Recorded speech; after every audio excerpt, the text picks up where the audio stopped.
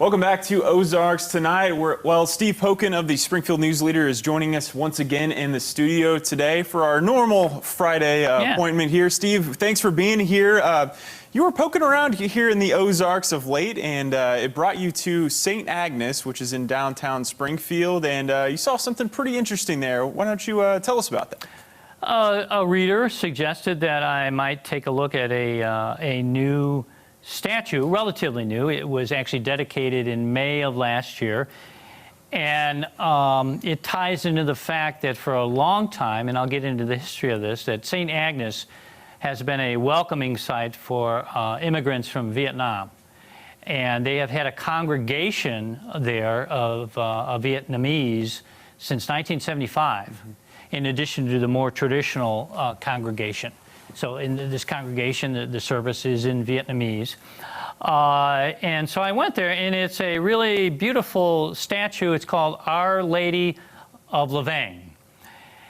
And it is a statue of the Virgin Mary and holding a baby, the Christ child. And the Vietnamese connection is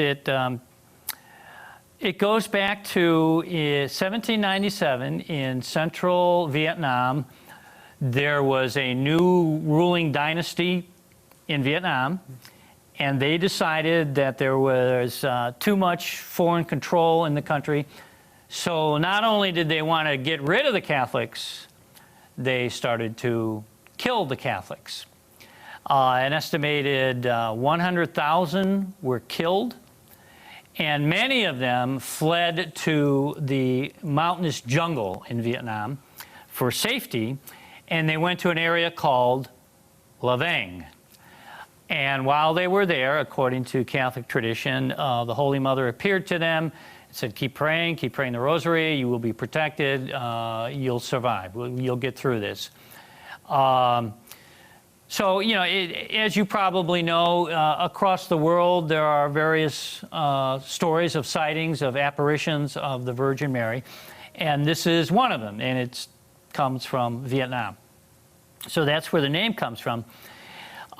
So the history of this congregation goes back to 1975, and that's when the war in Vietnam ended and people fled Saigon, which was the capital of South Vietnam, which was the side that we were fighting on. We lost that war, and that led to the massive exodus of a lot of Vietnamese people who were on our side. And at the time it was called the boat people, because any boat or ship, and it was a huge humanitarian crisis, the people trying to get out of Vietnam. So they probably went to some different camps for a while in Southeast Asia. And eventually, I think over 100,000 went through Fort Chaffee in northwest Arkansas. That was one of 4 domestic military bases where we took in refugees. That congregation in St. Agnes dates to that refugee resettlement, and one of the members, 43 years old, a couple years ago, wanted to go back to Vietnam to see the original site in the mountains. She did, and thought, what would it take to have a memorial like that here? And the Vietnamese congregation raised the funds. I don't know how much was raised, but it was made in Vietnam, and on top of that, it's in this little grotto area. Behind it is this huge rock from the mountains of Lavang for this statue, and it, to me, would seem like a pretty nice place if you wanted to speak to the divine.